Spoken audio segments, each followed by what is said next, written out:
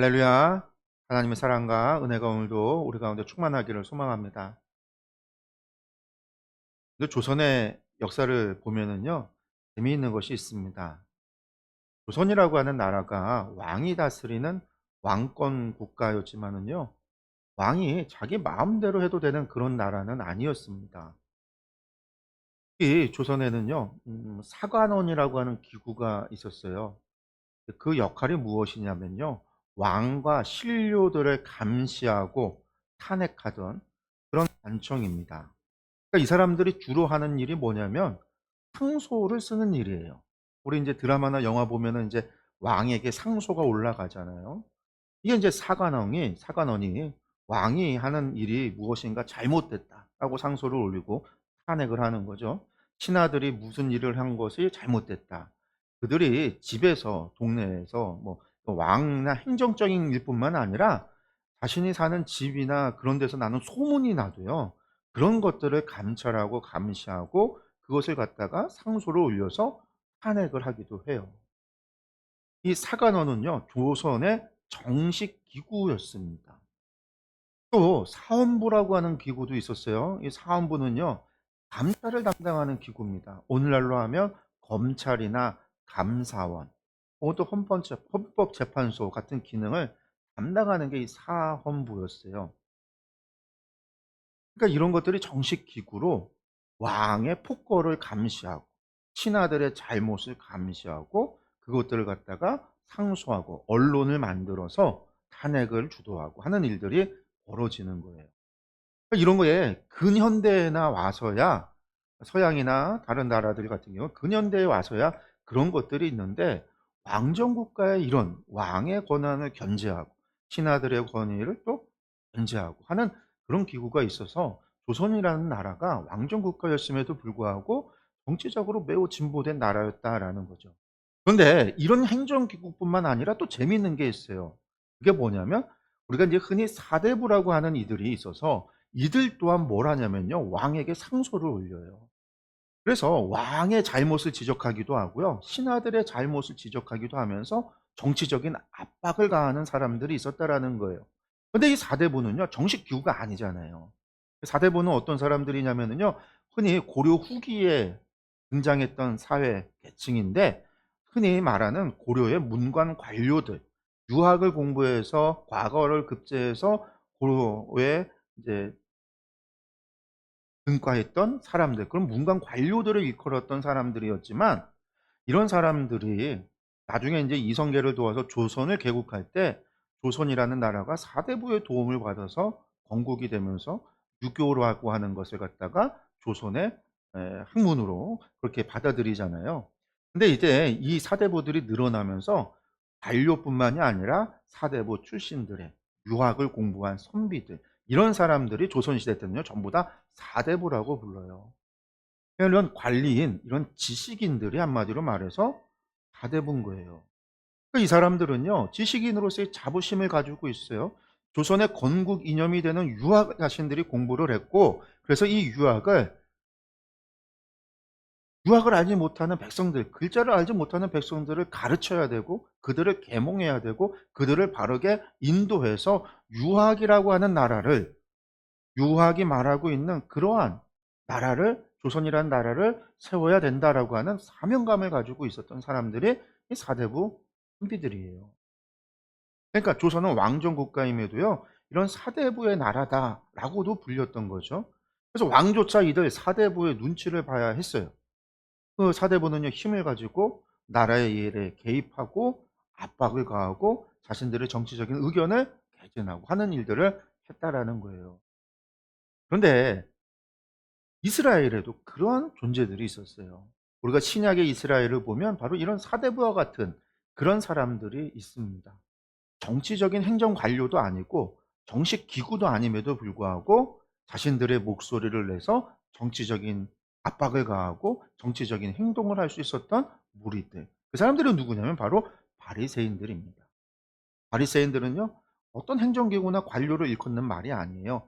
그냥 바리새인들은요 율법을 지켜 행하는 사람들, 경건주의, 신앙을 가지고 있었던 무리들, 그런 사람들이 함께 모여서 율법을 공부하고 율법을 가르치는 이런 사람들을 바리새인들이라고 그래요. 이 바리새인들은요, 중간사 시대에 생겨났어요. 구약에는 존재하지 않았습니다. 중간사 시대에 오래도록 나라를 잃고 외세의 지배를 받고 있었던 그때에 왜 우리가 이렇게 고난을 당하고 나라를 잃었을까? 어떻게 하면 하나님의 나라를 회복시킬 것인가? 라고 하는 것을 고민했던 사람들이 하나님의 말씀 안에서 답을 얻는 거죠. 우리가 하나님의 언약을 파기했구나. 우리가 하나님의 말씀에 순종하지 않았구나. 그래서 우리가 하나님의 말씀을 순종해야 된다. 하나님의 계명을 지켜야 된다. 하나님의 규례와 명령과 법도를 지켜야 된다. 이게 뭐죠? 토라, 율법이잖아요. 그래서 율법으로 돌아가자. 율법을 지키자. 율법대로 하나님의 말씀에 순종할 때 하나님의 나라가 회복될 것이다라고 하는 경건주의 운동이 일어나는데, 이 경건주의 운동을 일어나는 이 경건주의 운동가들 가운데서도 토라, 율법을 강조했었던 사람들, 이 사람들이 바로 바리새인들이에요. 이 바리새인들의 도움과 지지를 받아서 중간사 시기에 하스몬 왕조, 헬라로부터 독립을 해서 하스몬 왕조라고 하는 왕조가 생겨나기도 합니다. 그리고 그것이 이제 로마 시대까지 이어지는데, 이 바리새인들은요, 한마디로 말해서 율법의 나라, 언약을 회복하고 하나님의 나라를 회복하고 하나님의 나라를 세워야 된다라고 하는 사명감을 가지고 있었던 사람들이 이 바리새인들이에요.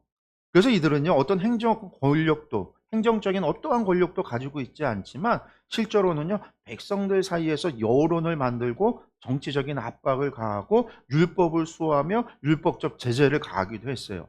가장 대표적인 게 스데반의 순교가 이 바리새인들에 의해서 주도된 거잖아요. 이 사람들은 어떤 행정 권력도 갖고 있지 않음에도 불구하고 사형을 시켰단 말이에요. 종교적인 사형. 그런 일을 행할 수 있을 정도로 바리새인들은요, 백성들 가운데 지지를 가지고 있었고 자신들의 어떤, 오늘날로 하면 하나의 이익 집단인 거죠. 정치적인 세력, 그런 형성을 만들었던 게 바리새인들이에요. 바리새인들은 자신들이야말로 하나님의 사람들이고 율법의 수호자다, 이렇게 생각을 했어요. 그래서 선지자가 나타나도요, 바리새인들은요, 자신들이 율법으로 그 선지자가 진짜인지 아닌지를 판단해야 된다라고 믿었습니다.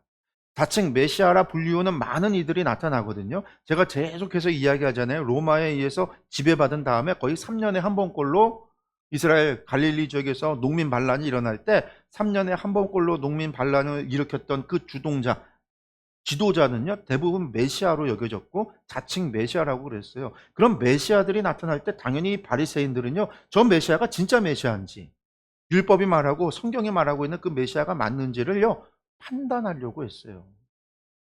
바리새인들이 판단해 줘야 그 사람이 맞아. 그래야 백성들도 우르르 여론이 만들어지고 하는 거죠. 바리새인들은요, 그런 존재였어요. 그런데 그들에게요, 어떤 소문이 들려오는 거예요. 나사렛 예수라 하는 사람이 있어서 온갖 병을 고치고 귀신을 쫓아내고, 그 귀신이 떠나갈 때 예수를 향하여 하나님의 아들이다라고 이야기한다라는 거죠. 사람들도 예수를 하나님의 사람으로, 하나님의 아들로, 또는 그들이 오래도록 기다려왔던 그 메시아로, 율법이 이야기하고 있는 모세와 같은 선지자다라고 말을 한다라는 거예요. 여러분들, 이러한 소문이 나자, 이러한 소문이 들려오니까요, 이들 바리새인들은 나서야 돼요. 가만히 있을 수 없습니다. 저 예수가 진짜인지 아닌지를 해결해야 되는 거예요. 이게 그들의 사명감이에요. 하나님의 나라 건설, 하나님 나라 회복에 메시아는 필수거든요. 하나님은 약속된 메시아를 통해서 하나님의 나라를 회복한다고 그랬으니까 하나님 나라 건설이라는 사명감을 가지고 있는 그들에게 메시아를 판별하는 것은요, 너무나 중요한 일이잖아요. 그래서 여러분들, 바리새인들이 예수님을 찾아 나섭니다. 예수님의 말씀도 듣고 예수님께서 병자들을 고치는 것도 보며 예수님이 진짜인지 아닌지, 참 하나님의 아들인지 아닌지, 그들이 기다려했던 그 진짜 메시아인지 아닌지, 하나님의 나라를 회복할 다윗의 후손인지 아닌지 판별하려고 하는 거예요. 성도 여러분, 오늘의 말씀에 이면에 담겨 있는 이야기가 바로 이겁니다. 오늘의 본문에 처음으로 바리새인들이 등장을 해요. 이전까지 바리새인들이 등장하지 않았잖아요. 근데 이 말씀, 이 내용을 보면은요, 이 바리새인들의 역할이 매우 제한적으로 보입니다. 분량도 적어요. 우리가 너무나 잘 아는 이야기잖아요. 중풍병자를 치료한 이야기. 중풍병자를 데리고 왔던 그 친구들, 그들이 주요 인물 같아 보입니다. 그러나 예수님께서 말씀하시는 대상은요, 전부 누구를 향하여 말씀하고 있는 거냐면 바리새인들을 향하여 하신 말씀이에요. 그렇기 때문에 오늘 말씀은요, 단순히 중풍병자를 고치신 이야기가 아니라 바리새인들과 예수님의 이야기가 중심인 말씀인 거예요. 그러니까 오늘의 말씀을 우리가 바르게 이해하기 위해서는 단순히 병자를 치료했다라고에 초점을 맞춰서는 안 되고, 예수님께서 바리새인들과 무슨 이야기를 하고 있는가, 바리새인들은 왜 예수님께 찾아왔는가, 우리가 이것을 염두에 두면서 읽어야 이 말씀을 온전히 바르게 이해할 수 있다라는 거죠. 그런데 오늘의 말씀을 통해서 사도 누가가 전하는 메시지에 은혜 받는 그런 복된 시간이 되기를 소망합니다. 이 말씀을 이런 것들을 염두에 두고 배경으로 삼아서 말씀을 함께 보겠습니다. 우리 먼저 17절에서 19절의 말씀입니다. 하루는 가르치실 때 갈릴리의 각 마을과 유대와 예루살렘에서 온 바리새인과 율법 교사들이 앉았는데 병을 고치는 주의 능력이 예수와 함께 하더라. 한 중풍병자를 사람들이 침상에 메고 와서 예수 앞에 들여놓고자 하였으나 무리 때문에 메고 들어갈 길을 얻지 못한지라 지붕에 올라가 기와를 벗기고 병자를 침상째 무리 가운데로 예수 앞에 달아내리니. 아멘. 지난주에는요, 저희가 무슨 말씀을 봤죠? 기억나시죠? 나병 환자를 깨끗하게 하신 말씀이었어요. 그런데 그 일이 있고 나서 새로운 이야기가 시작이 된다라는 거예요. 그래서 하루는 가르치실 때에라고 하는 거죠. 새로운 이야기라는 겁니다. 이 시간이 얼마나 지났는지는 몰라요. 그러나 예수님에 관한 소문이 갈릴리와 유대와 예루살렘에까지 났다라는 거예요. 그러니까 시간의 흐름상으로 많은 시간이 지났구나라는 걸 우리가 충분히 유추해낼 수 있죠. 그래서 이 갈릴리뿐만 아니라 어디에도요, 유대와 예루살렘에 있는 바리새인들이, 율법 교사들이, 한마디로 율법 학자들, 랍비들이라는 거예요. 선생들이라고 하는 랍비들, 이 사람들이 찾아온 거예요. 그리고 여기에 찾아왔을까? 앞서 말했던 그 배경들을 우리가 염두에 둬야 되는 겁니다. 앞서도 말씀을 드렸습니다. 왜 예수님께 이들이 나왔는가? 아픈 가족이 있어서 치유받고 싶어서 환자를 데리고 나왔을까? 물론 그 중에 그런 사람이 있을 수도 있습니다. 그러나 그것보단 앞서 얘기했듯이요, 예수님이 누구인지 알아보려고 온 거예요.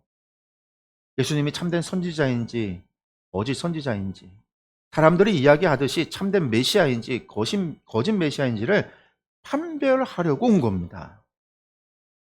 물론 이들만 있었던 것은 아니죠. 수많은 사람들이 예수님의 말씀도 듣고 자기의 병도 치유받고자 찾아왔습니다. 얼마나 많은 환자들이 왔었는지, 얼마나 많은 사람들이 모였는지,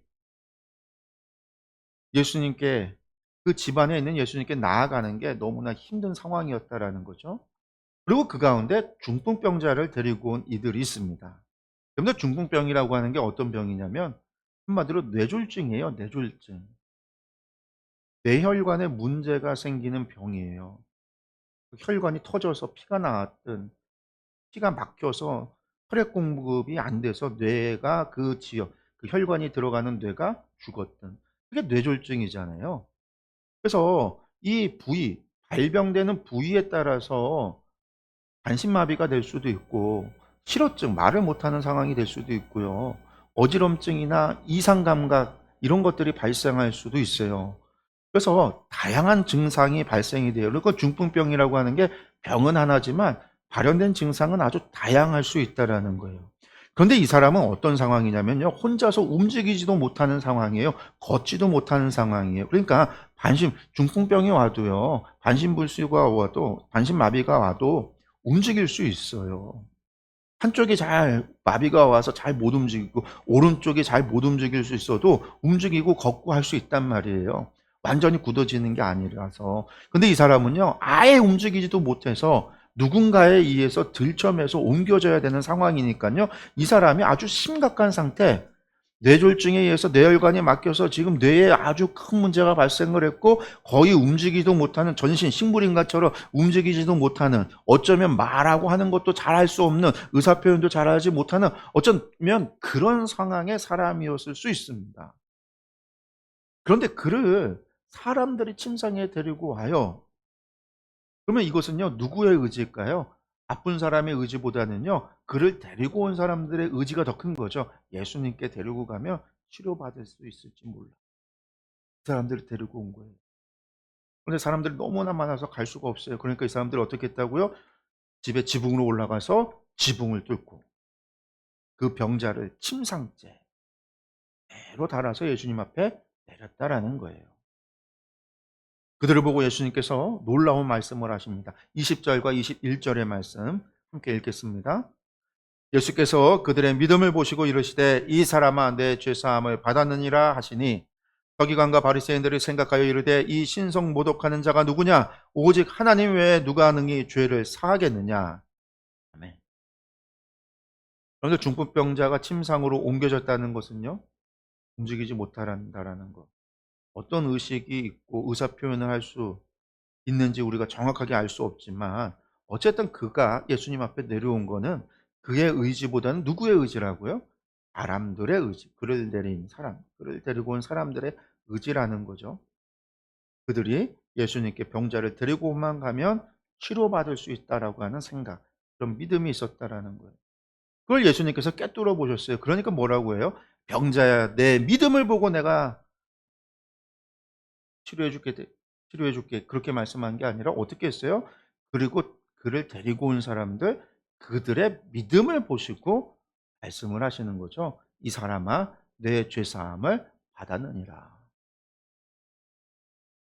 지붕을 뚫고 침상째 병자를 내린 것도 놀라운 일인데 아마도 그 집에 있던 사람들은 그 침상에서 내려오는 그 상황을요, 놀라서 지켜보고 있었을 거예요. 그런데 그것보다 더 놀라운 일이 벌어진 거예요. 예수님이 병자를 향해서 내 죄사함을 받았느니라. 받게 하겠다가 아니라 받았느니라 선포하시는 말씀. 근데 그 집안에 누가 있었어요? 서기관과 바리새인들이 있었더라고요.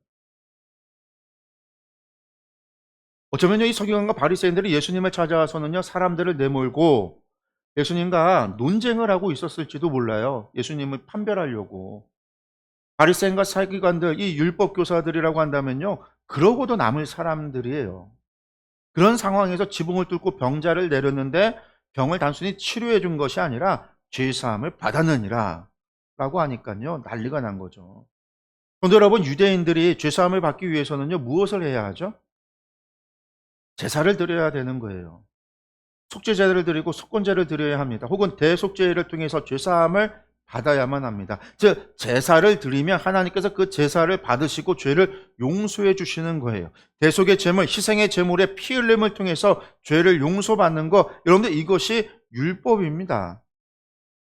그 율법을 수호하는 바리새인들, 율법 교사들, 이 서기관들 앞에서 예수님은요, 바로 그 율법을 부정하고 계시는 거예요. 제사를 부정하고 계시는 거예요. 하나님의 죄 용서를요, 부정하는 것처럼 보이는 거예요.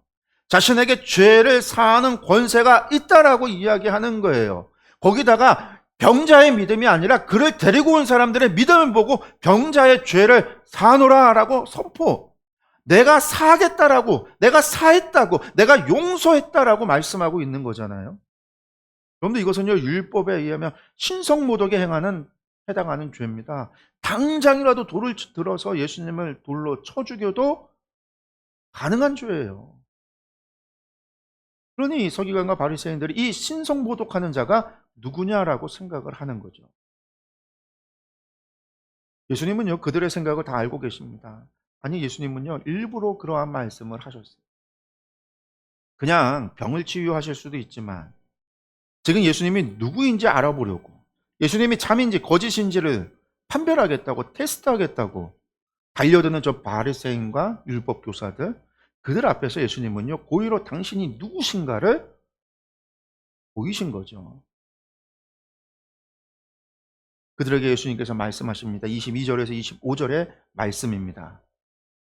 예수께서 그 생각을 하시고 대답하여 이르시되 너희 마음에 무슨 생각을 하느냐? 내 죄사함을 받았느니라 하는 말과 일어나 걸어가라 하는 말이 어느 것이 쉽겠느냐? 그러나 인자가 땅에서 죄를 사하는 권세가 있는 줄을 너희로 알게 하리라 하시고 중풍병자에게 말씀하시되 내가 내게 이르노니 일어나 내 침상을 가지고 집으로 가라 하시매 그 사람이 그들 앞에서 곧 일어나 그 누웠던 것을 가지고 하나님께 영광을 돌리며 자기 집으로 돌아가니. 아멘. 그렇습니다. 예수님은요 그들의 생각을 다 알고 계셨습니다. 그래서 일부러 그렇게 말씀을 하신 것이죠. 예수님께서 바리새인들에게 질문을 하죠. 내 죄가 용서받았느니라 말하는 것과 일어나 걸어가라 라는 말 중에 어느 것이 더 쉽겠냐 이렇게 묻습니다. 그런데 여러분은 어느 말이 더 쉽죠? 그런데 중풍병자예요. 침대에 누워서 움직이지도 못하는 그 사람에게 일어나서 걸어가라 이 말이 더 쉬워요? 아니면 죄사함을 받았느니라 이 말이 더 쉬워요? 능력을 행사하는 입장에서는요 일어나 걸어가라라는 말이 사실은 더 어려운 거죠. 일어나 걸어가라 했는데 안 일어나면요 어떻게 해요? 뽀록 나는 거잖아요. 가짜라는 게. 내 죄사함 받았느니 이거 누가 어떻게 확신하고 어떻게 판별하고 어떻게 확인할 수 있어요? 아무도 확인할 수 없어요. 죄사함을 받았느니라. 사기꾼의 입장에서는요 죄사함을 받았느니라 훨씬 더 쉬운 거예요 사실. 왜? 일어나 걸어가라라는 말은요 직관적이니까요. 바로 눈에 보이는 거잖아요. 못 일어나는 사람, 못 움직이는 사람에게 하는 말. 죄사함이라고 하는 것은 아무도 능히 확인할 수가 없어요. 근데 죄사함을 받으라라고 하는 것을 확증하고 정말 죄 사했는지 안 사했는지를 알 수 있는 건 뭐가 있어요? 죄 용서를 했다라는 걸 증명할 수 있는 일이 있다고 한다면 그 증거는 뭐가 될까요? 그 사람이 일어나는 게 표적인 거예요. 그 사람의 병이 치료가 된다면은요, 죄 용서하는 권한이 예수님께 있다라는 거잖아요. 사기꾼의 입장에서는요, 죄 용서 받았다. 그 말하고서는 병은 치유 안 돼도 죄 용서 받았으니까 당신은 하나님 나라 갈 수 있어. 얼마든지 이야기할 수 있지만, 그러면 진짜에게서는요, 죄 용서 받으라라는 말은 뭐예요? 그걸 통해서 병이 고쳐지는 걸 통해서 나에게 죄를 사하는 권세가 있음을 나타내는 거고, 병이 치료되는 게 표적이 되는 거죠. 증거가 되는 거예요. 그래서 예수님은요 뭐라고 얘기했어요? 인자가 땅에서 죄를 사하는 권세가 있는 줄 바리새인 너희로 알게 하기 위해서 내가 그렇게 얘기했다. 예수님 일부러 그렇게 얘기하신 거예요. 그런데 여러분들 여기서 인자라고 하는 것은요 그죠? 근데 사람이 이제 아들자 해갖고 사람의 아들 이런 의미가 아닙니다. 인자라고 하는 건 다니엘서 7장에서 인자에 대한 예언이 나와요. 사람의 아들이라는 인자, 이 인자에 대한 예언이 나오는데 그는 하나님께로부터 권세를 받아서 이 땅을 통치하는, 이 땅을 영원히 다스리는 사람이 인자라는 거예요. 그래서 유대인들은요 이 인자를요 메시아다 그렇게 생각을 했어요. 이 세상을 다스리고 통치하는 자, 그 사람이 인자, 그 사람이 메시아다라는 거예요. 그런데 예수님께서 뭐라고 하냐면 그 인자라는 게, 인자는 세상을 통치하는 통치자가 아니라, 통치자일 뿐만 아니라 그 인자에게는 뭐도 있다? 죄를 사하는 권세도 있다. 메시아에게는 죄를 사하는 권세가 있다라는 거예요. 바리새인들은요 그 누구도 그 생각을 하지 않았어요. 왜? 메시아는요 누구예요? 이스라엘을 독립시킬 사람, 이스라엘의 하나님의 나라를 건설할 사람이지, 죄를 사하는 권세는 하나님께만 있는 거예요. 사람에게는 있을 수 없다라고 생각을 했어요. 제사는 하나님께 드리는 것이고 하나님께만 죄를 사하는 권세가 있다라고 믿은 거예요. 그래서 메시아를 하나님으로 생각하지도 않았고 메시아를 하나님의 아들로도 생각하지 못했어요. 그러나 예수님께서는요 뭐라고요? 인자, 그에게 죄를 사하는 권세가 있다라고 말씀하는 거예요. 그리고는 중풍병자에게 말씀합니다. 일어나 내 침상을 가지고 가라. 그러자 그 사람이 일어나 누웠던 침상을 가지고 하나님께 영광을 돌리며 집으로 돌아갑니다. 놀라운 기적이 일어난 거죠. 중풍병자가 치료받는 표적이 되어 예수님께서 죄를 사하는 권세가 있음을 보이신 거예요. 여러분들 그러면 이 바리새인과 율법 교사들, 이 서기관들은 이것을 보고 어떤 생각을 가졌을까요, 여러분들? 그런데 여러분 이 말씀의 중심이 바로 바리새인과 서기관들, 이 율법 교사들이라고 했잖아요. 단순히 병자를 치유한 이야기, 그것이 아니라 지붕 뚫 이 치유받는 이야기가 아니에요. 여러분들 사실 단순히 이것이 병자를 치료하는 이야기라고 한다면은요, 이 중풍병자를 데리고 지붕 뚫고 내려갈 필요가 없어요. 뭘 그렇게까지 해요. 시간을 들여서 조금 기다리면 되지. 여러분들 환자들은요, 알아서 줄을 서고 알아서 차례를 기다리면서 치료받았을 거 아니에요. 여러분들 그렇게 하지 않았으면요, 소동이 일어나고 난리가 날 거 아니에요. 서로 가려고 막 서로 싸우고 다투고 그런 일이 일어나지 않겠어요? 그 환자들 가족들이 가만히 있었겠어요? 치료된 사람들 좀 나와봐요 막 소리치고 하지 않았겠어요? 근데 이게 처음도 아니에요. 이미 온갖 병자들이 예수님께 나와서 치료받는 이야기가 앞에 있었단 말이에요. 이런 과정을 거치면요, 처음에는요, 소리치는 사람, 소동들이 일어났을지 모르지만 알아서 질서가 만들어질 거예요. 치료받은 사람은 나오고. 이걸 어떻게 알 수 있어요? 중풍병자가 치료받으니까 가잖아요. 물러난다고요. 그 자리에 주저앉아서 자리 차지하고 있는 게 아니라 간단 말이에요. 알아서들 치료받으면요, 로테이션 돌아서 뒤에 줄 서 있는 사람들, 기다리는 사람이 있으니까 자리를 내줬을 거예요. 그런데 오늘 말씀해 보면요, 병자가 예수님께 나아갈 수 없는 상황이에요. 기다려도 안 되는 상황이라는 거예요. 기다려 봤는데 안 되는 상황이라는 거예요. 그러면 왜 이런 안 되는 상황이 만들어졌을까? 환자가 예수님께 나아갈 수 없는 상황, 그러한 상황이 왜 만들어졌겠어요? 그거는요, 누군가가 그것을 막고 있었기 때문에. 누군가가 이러한 질서, 환자들의 치료받는 질서를 막고 사람들이 집안에 들어가는 것을 막고 있었기 때문이에요. 누군가가 예수님을 독점하고 있었다라는 거예요. 예수님의 시간을. 그러면 그 집안에 누가 있었어요? 바리새인과 율법 교사들과 서기관들이 있었단 말이에요. 그들이 왜 예수님을 독점하고 있었을까? 왜? 그들이 예수님과 논쟁하고 있었기 때문에 대화하고 있었다라는 거예요. 그리고 그 대화의 주제는 뭐예요? 이 사람들이 율법이 궁금해서 질문하는 것보다는요, 예수님이 누구신지를 알아보기 위해서, 예수님이 진짜인지 아닌지를 알아보려고 저 예루살렘으로부터, 저 유대로부터, 갈릴리로부터 모인 사람들이라는 거예요. 그런 그들에게 중풍병자를 치유하는 일은요, 예수님이 누구신지를 보여주고 알려주는 가장 좋은 표적이란 말이에요. 예수님께서 바로 그들이 기다려왔던 그 인자라는 거예요. 메시아라는 거예요. 근데 그에게는요, 더 나아가 죄를 사하는 권세가 있는 메시아라는 거예요.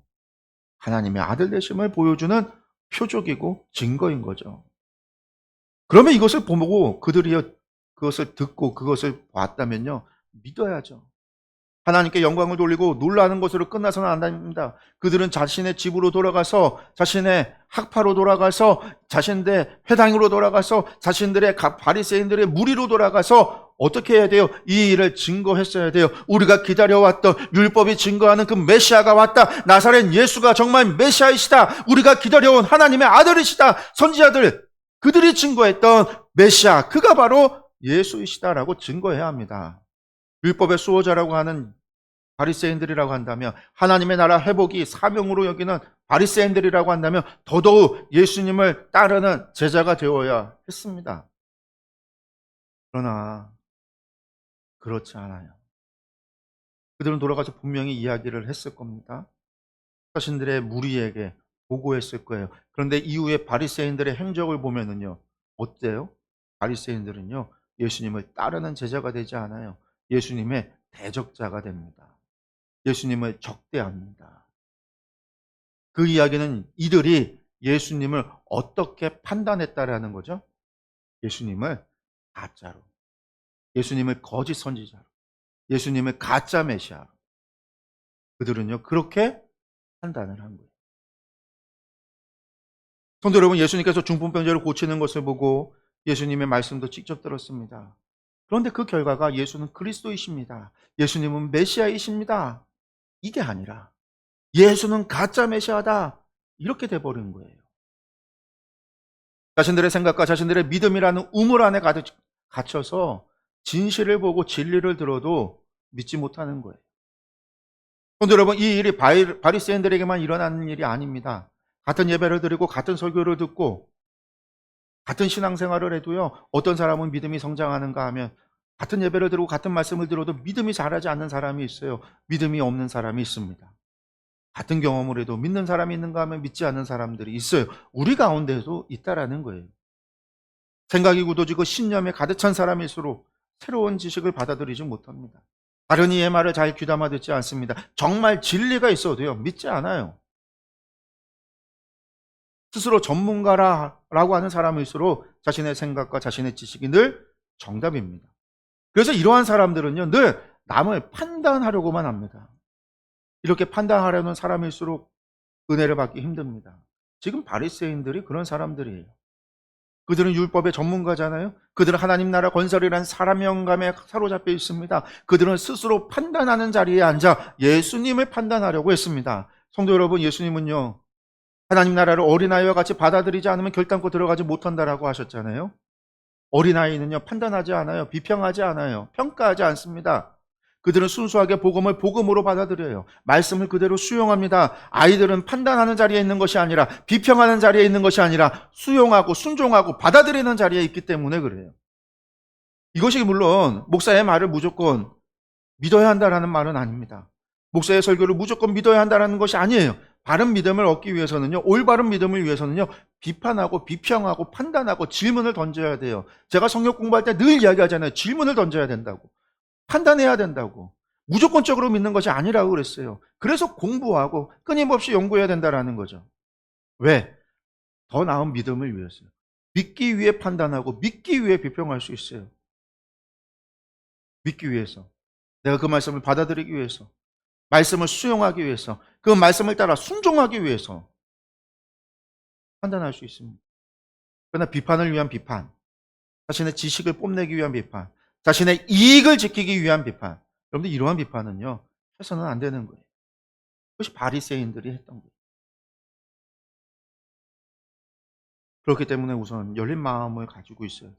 내가 옳고 나만 진리에 서 있다라고 하는 교만한 생각을 버려야만 합니다. 겸손히 마음을 열고 귀를 열어 잘 들어야 합니다. 말씀 앞에서는요, 언제나 겸손을 가져야 합니다. 바리새인들과 율법학자는요, 예수님을 눈앞에 두고도요, 그 이적과 기적의 현장에 있었으면서도요, 예수님이 자신들이 기다려왔던 메시아로 믿지 못했습니다. 아니, 믿지 못한 것이 아니라 믿지 않았습니다. 그러나 여러분들 모두가 그런 것은 아니에요. 그날 그곳에 다른 사람들도 있었습니다. 어찌 보면 바리새인들이나 율법학자, 서기관들을 무시했던 일반 사람들, 율법도 잘 알지 못하는 사람들, 그래서 율법을 잘 어겨서 부정하다라고 바리새인들이 손가락질하고 무시했던 그러한 백성들, 그러한 사람들, 그 정죄받던 그 많은 사람들이 그곳에 있었어요. 그리고 그들은요, 같은 것을 보고 같은 것을 들었을 때 하나님께 영광을 돌려요. 26절의 말씀이죠. 모든 사람이 놀라 하나님께 영광을 돌리며 심히 두려워하여 이르되 오늘 우리가 놀라운 일을 보았다 하니라. 아멘. 그런데 그렇습니다. 그 같은 것을 경험해도 모두가 같은 마음, 같은 생각을 갖는 게 아니에요. 바리새인들에게 무시당하던 사람들, 그들은 같은 경험을 했지만 다른 반응을 하잖아요. 그 기적을 그대로 받아들입니다. 그 놀라운 일이 하나님께로부터 이루어진 일이라는 사실을 믿습니다. 그 일을 행하실 예수님을 하나님의 사람으로 믿습니다. 그들은 겸손히 하나님께 영광을 돌리며 이 일이 일어난 일에 대해서 두려워합니다. 그 일을 행하신 예수님을 두려워합니다. 즉, 경외합니다. 자신들은 부정하고 자신들은 죄인이라 생각하기에 경외할 수밖에 없는 거죠.